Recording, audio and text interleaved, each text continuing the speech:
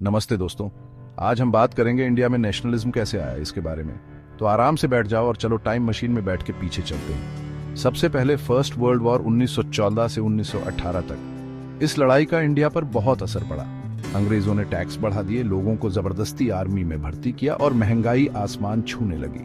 किसानों और मजदूरों का बहुत शोषण हुआ और इससे देश में नेशनलिज्म की भावना और मजबूत हो गई। अब आते हैं महात्मा गांधी जी पर। 1915 में साउथ अफ्रीका से वापस आकर गांधी जी अपने साथ सत्याग्रह और अहिंसा का सिद्धांत लाए।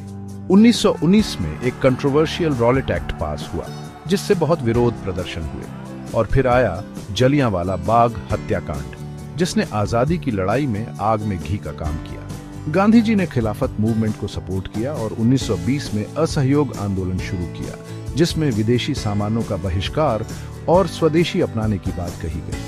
लेकिन चौरी चौरा कांड के बाद 1922 में यह आंदोलन वापस ले लिया गया। अब बढ़ते हैं 1930 की तरफ और अब शुरू हुआ सिविल डिसोबीडियंस मूवमेंट।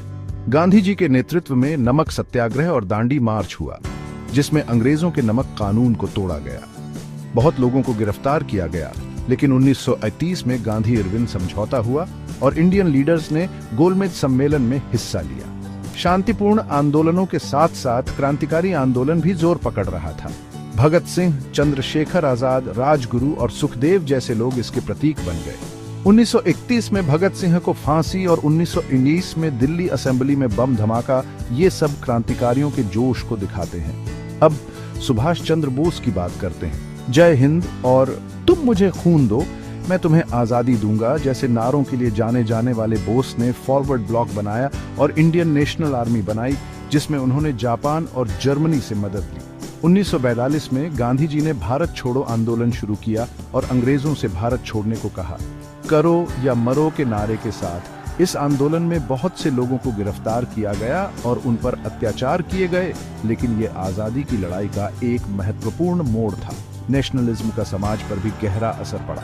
किसान, मजदूर, महिलाएं और छात्र सभी ने आंदोलन में हिस्सा लिया। जातिवाद कम हुआ और अखबारों और प्रेस के जरिए राष्ट्रवादी विचार फैले। सांस्कृतिक राष्ट्रवाद ने भी बहुत अहम भूमिका निभाई। साहित्य, कला और संगीत ने आजादी की लड़ाई में योगदान दिया।